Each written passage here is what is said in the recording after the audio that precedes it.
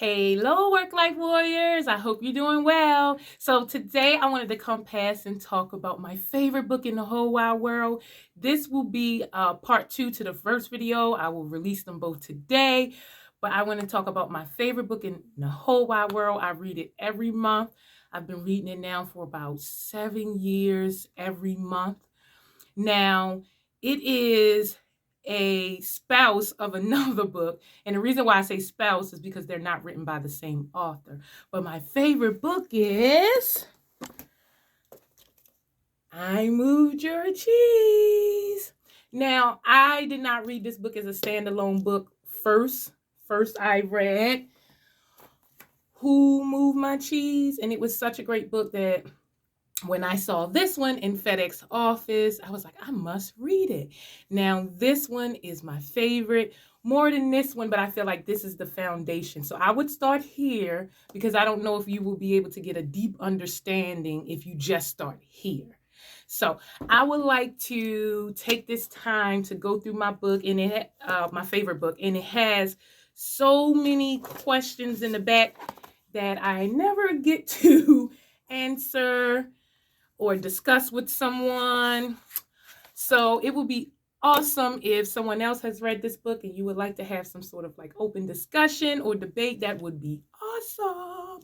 So anyway, I read it maybe a couple of days ago and I took some notes and I waited a couple of days just to kind of gather my thoughts on it. So without further ado, here we go. Who moved your cheese? I moved your cheese. Okay. So I moved your cheese. One of the gist of the book is change happen. You could complain or change. Don't fear, but accept change because fear or change is beyond your control. And what you can control is your reaction, aka the fear to the change.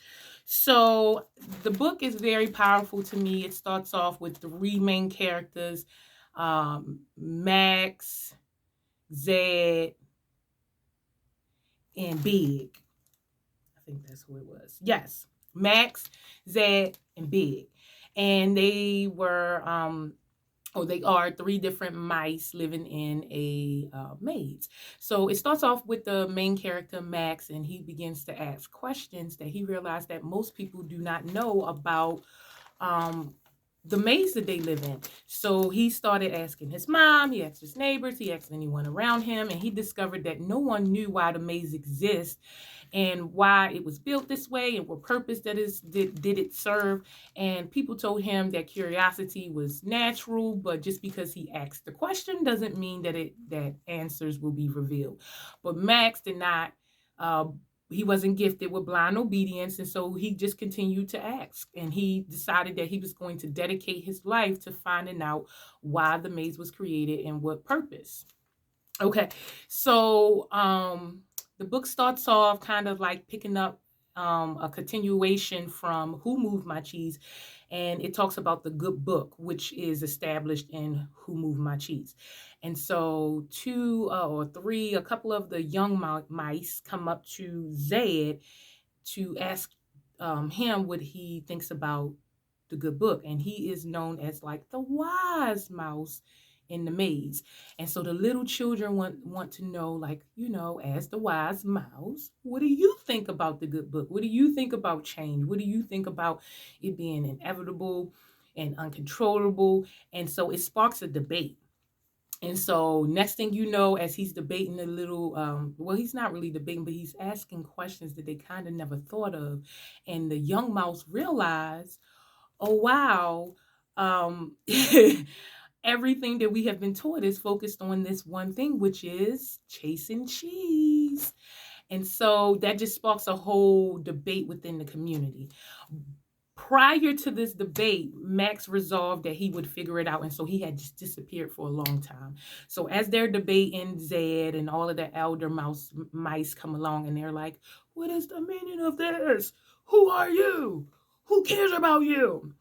As that's happening, he's talking to the younger mouse and he's saying, hey, you've been taught to chase cheese. You've been taught that that's the measure of your happiness, and it measures who you are in life and what you'll do in life by how much cheese you accumulate and how quickly you can do it. And so as he's saying that, and he's telling him that there's bigger things to ponder, it strikes a nerve with the crowd. Like, what more do mice have to ponder other than, where's the cheese and how quickly can you get to it? And so Zed began to offer some other suggestions, like you should, think about many other things. One of the things you should think about is who moved your cheese. So that just struck a nerve with the crowd, and next thing you know, Max says he knows who moved the cheese. And everyone's surprised because they hadn't seen Max in like almost a year, and they don't know what to think. They're like, should we listen to him?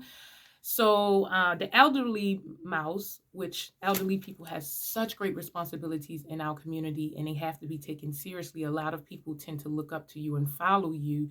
So when you give out misinformation or not have accurate information, it affects more than just you, it affects generations. So the elderly mouse was like, awfully nice words. They don't know what they're talking about. Come on, everybody, let's go. It's no way he can know that. And so everybody goes to disband. And the little mouse that asked the question to Zed, he kind of lingered, but he left too. And Max and Zed go to sit down and talk about how he moved the cheese. And so the story picks up there. And the third character, Big, shows up in the process of Max trying to escape the mouse. So to me, Max represents the mind, Zed represents the soul, and Big represents the body. This is just my understanding. So one of the things about the change happens, you can complain or change, don't fear change, was that it was put into a good book and it was known as profound. And so people just kind of relied on this book to tell them what they should think and how they should move, and they never questioned why they should do that. It was just a given. And so when people started to ask questions, then the story starts to unravel, and you start to realize, like, a lot of it is just things happen around you, and instead of only focusing on the change, I think we should ponder why it was established in the first place. For instance, in the first book, the book is about, mice in a maze, and they come into the maze and they realize that the cheese is gone, and so they start to panic, and they start to get stressed, and they keep coming back to the same cheeseless situation over and over and over again, expecting things to change, even though it's obvious that it's not going to change. So the advice, when first of all, when they walked in and they witnessed that the cheese would move, they screamed, "Who moved my cheese?" So the advice from the good book says it does not matter, who moved your cheese. It really just matters that you move with the cheese, or you do something differently to get more cheese. And never do people question who put the cheese there in the first place. The question is, who moved my cheese? So I think Max, the second book focuses on who put the cheese there in the first place. Not that the cheese just moved. That's important, but it's also important who put the cheese there in the first place. And that's why this is my favorite book out of the two. So they say work with what you're given. That was a note that I would like to talk about, because a lot of times you're given things and it becomes normal to you, and you don't even realize that it may be the scraps. Your normal may be someone else's scraps. So yes, while you have to work with what you're given, it doesn't mean that you have to stay comfortable with what you're given. You can always decide to shift your focus to something else. You can always decide to add on or subtract what was given to you. You don't have to keep it just because it was given to you. A lot of us grow up in toxic families, or we live in toxic neighborhoods, or we go to toxic clubs, schools, universities. We do a lot of toxic things, and we won't change it because it was given to us, especially with family. A lot of us have a lot of toxic family that we won't get rid of because we feel like this is what was given to us, even though it does not serve us. And so we spend a lot of time around people who do not serve us, and it does not benefit us in any way. So yes, you can work with what you're given, but you can always add and subtract more. You do not have to stay comfortable or normalize what was given to you. I love Zed. He was my favorite character in the book just because he questioned the status quo, and I'm all about questioning the status quo. The thing that I loved is he questioned the status quo, and he was happier than any other mice in the maze. And people cannot figure out how can you go against the standard and be happier than any other mouse in the maze. Like how is that even possible to be happier if you're not doing what they tell us we need to do in order to be happy? And they could see that he loved his life more than any other mice that they have ever known. He didn't follow the routines, the customs of any other mouse, and he was like a big wig in the maze, because people they either feared or they revered him, and they revealed him because his presence and manner of being inspired them to be great, which is kind of like the meaning of a definition of a leader. And they feared him because he was living proof that someone who seemed to challenge their very belief system and what was important could still be happier than any other mouse in the maze. And so I just thought that was just so profound because I haven't necessarily followed all of the, I would say, like the milestones that you're supposed to have in society, but I am just internally so happy. I go through gratitude tears 2-3 times a week. I feel joy on the inside. Although I may not be living up to the standard in society, I'm definitely happy. So I resonate with Zed, and he's a very great character, and I'm intrigued by him, and I'll continue to read him. And every time I read this book, I learn more and more. So the next point is society teaches us what is important, what to focus on, spend our time pursuing, and set the standard of achieving and effectiveness. And all of it is just one thing: money. We're taught that money is important. We're taught to focus on money. We spend our time pursuing money. The standard of achieving is money, and the standard of effectiveness is money. So that's kind of strange, and it's hard, to really figure out if something is working for you if everything is measured by one standard. So I kind of talked about this earlier. Elderly people have a power and responsibility for community. They need to take more accountability because just imagine if I don't want to tell the whole story, but just imagine if everyone decided to ask the questions, would the maze exist? If all of the mice keep escaping the maze, would humans just use another animal? Is it because the mice don't really work together or fight back or try to escape, or they just chase the cheese only? Is it because of that they keep experimenting on mice? What happened if, as a species, they decide that they were going to continue to get out of the maze? I think human beings would choose another animal, but the fact that they didn't question and they just chased cheese, they could be easily manipulated. So if your standard is the standard of the society, you're easily manipulated. One of my favorite questions in the entire book is it possible to pursue happiness if the pursuit itself does not make you happy?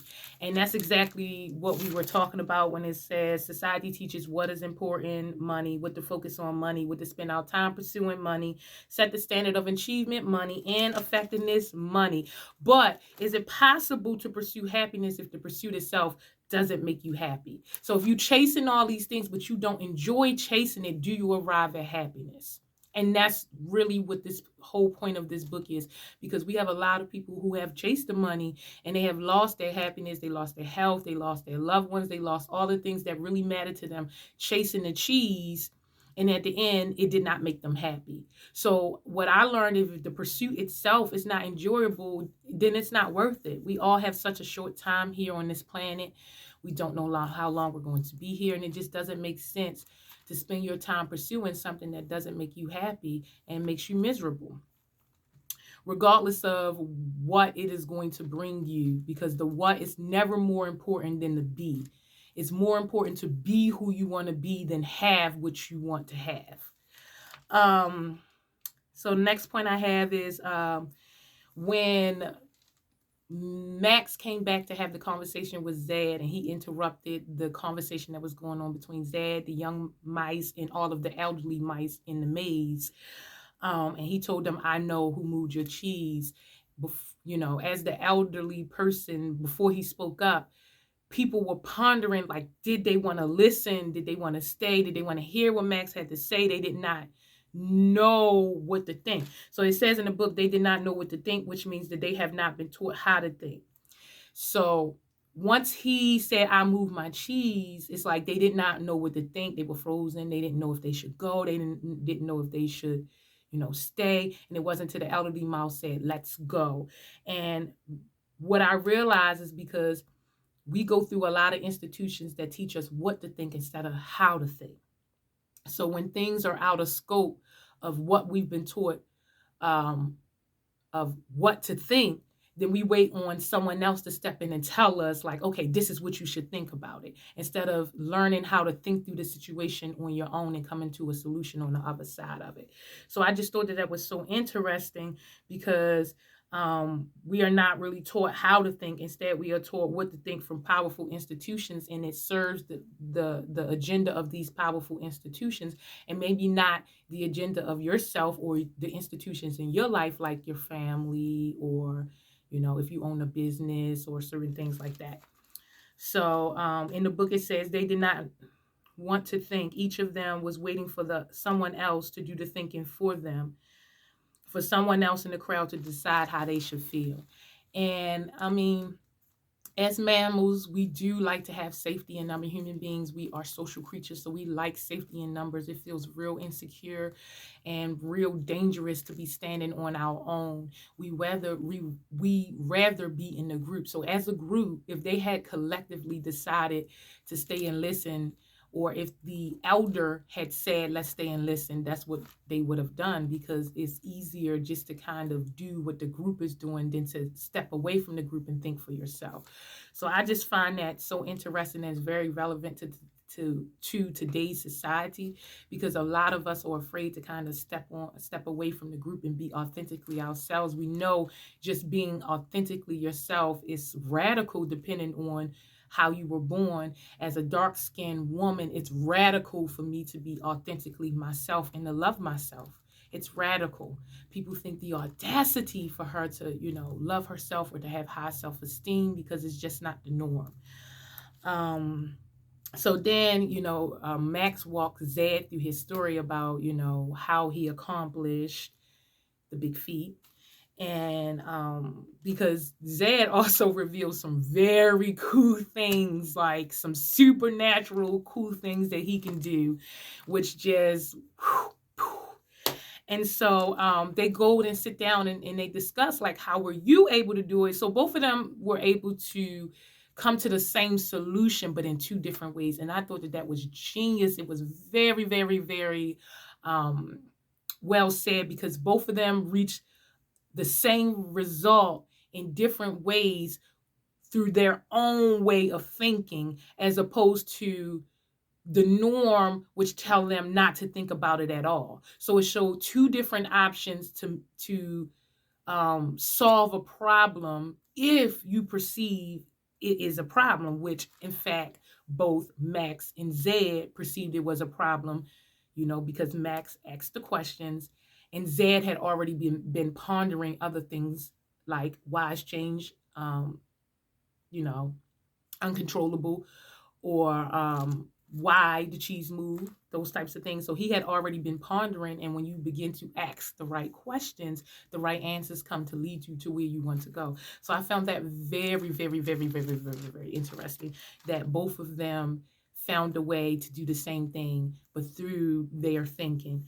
And so Max was asking Zed, how did you do that? Because I know how I did that. Basically, he's saying, I know how I think, but obviously I don't know how you think. And how were you able to do that? Because that was out of scope for me. And Zed told him what you did was out of scope for me. So I just thought that that was very brilliant. And the decision was, or the resolve for how they did it was, they made a decision. At the time, they had no reason to believe that they would be able to discover these things. They knew they just had to spend their life trying. So by them dedicating their life trying, like pondering certain things and then trying to answer the question, through thinking, they were both able to reach a solution. And I just found that just so brilliant. And Big, like I said, he represented the body. He came in different parts of the story, and his character was so interesting because he never even considered the maze. It was not relevant to him. It didn't matter. Like, he had a happy life. He lived his life. He did what he needed to do, and it did not matter to him that he existed in a maze, because it never hindered his life. And it wasn't until it began to hinder his life that the maze became a discussion. And so this could kind of represent the people who are having a good time in life, where the circumstances in life doesn't affect them. And I kind of like that.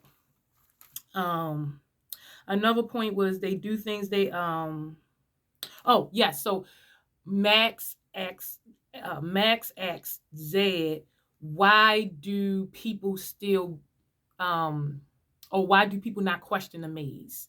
Why do people not question their existence? Why do people not question what they're doing?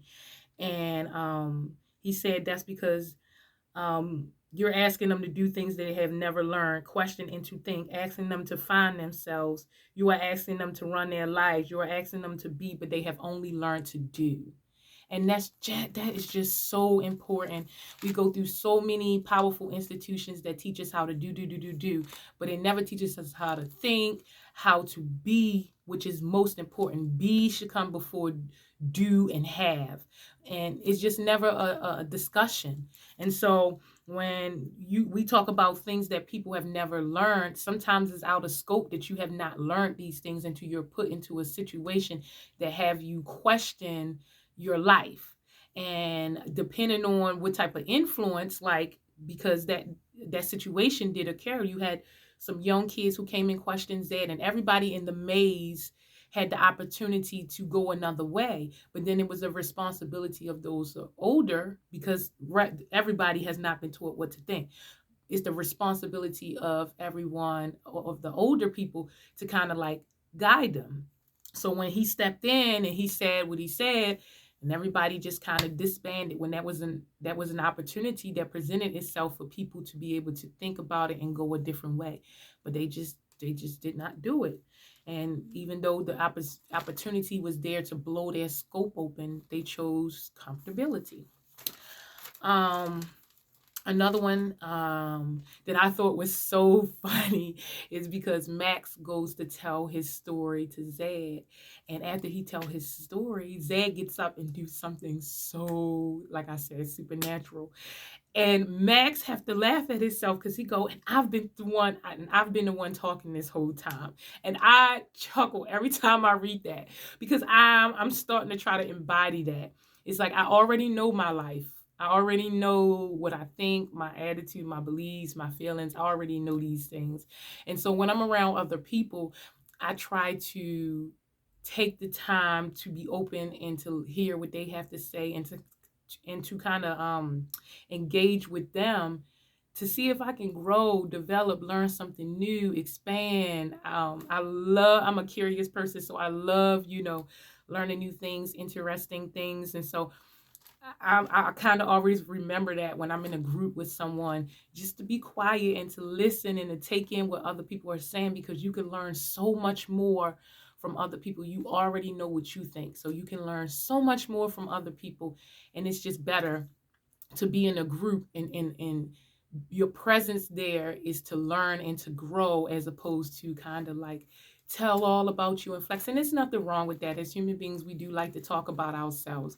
But just think about every single time that you're talking about yourself to someone who doesn't know you, you are missing an opportunity to learn something new, to grow, to develop, to create a deeper bond. And I kind of want to keep that in mind when I'm interacting with people. Yes, yes, yes. I have a lot of beautiful, funny stories to share, and I kind of love engaging with people. But now I'm more interested in hearing people's story. I want to know about you, because this is an opportunity to grow and to develop. So that was like by far my favorite line of the book.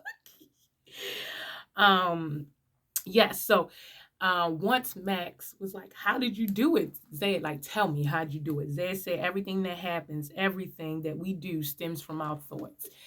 And absolutely, absolutely. I remember maybe about 10 years ago, I was having bad negative thoughts all the time. Just negative thought after negative thought after negative thought. And I started reading self-help books, trying to figure out how I can control my mind. And most of the books kept saying, like, you have to control your thoughts. And I just thought, like, this is impossible. How can you control your thoughts? You have so many thoughts all throughout the day. Constant. It's just a constant stream of thoughts. How can you control your thoughts? It just felt so overwhelming to read these books telling me you can do it, you can control your thoughts, you can figure it out. And now, 10 years on the other side, I absolutely believe in what they're saying now. Was it easy? It was not, but you have so much internal joy and peace when you learn to control your thoughts. And then also you begin to manifest more of what you want once you have a positive mind frame and you come out of your negative thinking. So yes, I do believe that everything that happens does stem from the insistence of our thoughts, of the mind. And I think that was a very great point, because even ideas, when you think about an idea is the first creation. The moment you think of something in your mind, you are creating it, because you have an imagination, and imagination is a tool for creation. So the very first time you have an idea, that is its first manifestation. Once you bring it to the tangible reality, that is its second manifestation. And we tend to only regard the second manifestation as real, when really that is not real. The first manifestation, which is the idea, is real, because most of the time the product may not even come out exactly or similar to the idea, but the idea was the first creation. And so this world that we live in is a second creation. Even this phone that I'm recording on, the phone was a creation in someone's cell phone, was a creation in someone's mind before it became a tangible product. So yes, creation is everything, and it has to stem from our thoughts, because if you think it, then you can build it into reality. There's no physical continuity anywhere, and everything stems from the insistence of the mind, like I just said. All these ideas, the reality that we live right now was someone's idea, you know. The problem is not that, oh yes, so when they were talking and he said, well, how come everyone can't understand this? You got it, I got it, how come everyone can't understand it? He said the problem is not that the mouse is in the maze, but the maze is in the mouse. So this is a big idea. It's kind of like when they say, like, you could take a person out the hood, but you can't take the hood out them, that type of thing. It's like, to be poor is a mentality. It's not about where you live. There are some people who live in desolate places who have beautiful mentalities, who are healthy, who are strong, who are positive. And there's people who live in beautiful places and they are not well mentally, emotionally, spiritually. And so I think it's really, really important to realize that everything is a mindset. It boils down to a mindset. Poor, rich, it's just a mindset. So another part was that Big found awareness by Max. So we talk about scope all the time. It makes me wonder if Big never came across Max when the problems in the maze began, would he even consider leaving the maze? But now we would never know, because his awareness has grown and his scope is now grown, because he met Max, who showed him, that maybe it was possible. You have to read the book. I don't want to give it away.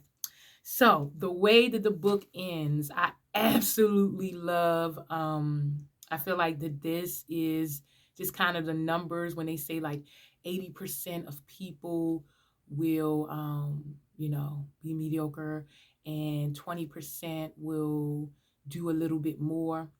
It makes me think of that. It's like the 80-20 rule, kind of. They talk about, I think it's called The Strangest Secret. I can't think of his name. Yes, so The Strangest Secret, and he talks about if you take 100 people and out of high school, and you ask them all, do they want to be successful, and you track them over their life, what would happen? And basically, he did that, and it was 90% of them were broke, and I think it was like five of them were well-to-do, or six of them were well-to-do, and four of them were financially independent. So, yeah, it's just letting you know that even though society tries to tell us what to think and serve, what to do to serve institutions, some pursuits are simply too important. Some lives are not easily contained, and some mice are big. So although all of us are in the maze, not all of us are going to, follow the rules or the guidelines of the maze. Some of us are going to do something different to reshape the maze, as Max did in the book. And so again, this was a great book. It was one of my favorite, or it is one of my favorite books. I will continue to read this book throughout my life, and I'm hoping that maybe someone else has read the book as well, so we can have some sort of discussion. But I would highly recommend this book. It is a great read. You'll Earl Nightingale from The Strangest Secret. Yes. But yes, it was a good book. I learned so much. It is worth the read. It's only about a 20-30 minute read, depending on how fast you read. It's a very small book. Both of these books are very small. You can read them both in an hour or hour and a half, depending on how quickly you read. And for me, it absolutely changed my life. I stumbled across these books when I was going through a hard time, and I am so grateful that someone recommended them to me, and my life has changed forever for the better. I feel more happy. I feel alive. I feel assertive. I feel in control. I let go things easily. I learn to laugh at myself. I enjoy my time here. I have defined my values, and I honor them daily, and I live life with integrity. And so I hope that this helps, and I hope that you go out and get the book I Move My Cheese. I will get Who Moved My Cheese first. You'll love it. And please share your thoughts about the books. Please share with me what you learned, um, what you would like to talk about, what you would like to discuss. And I hope that helps. Have a great day, work life warriors.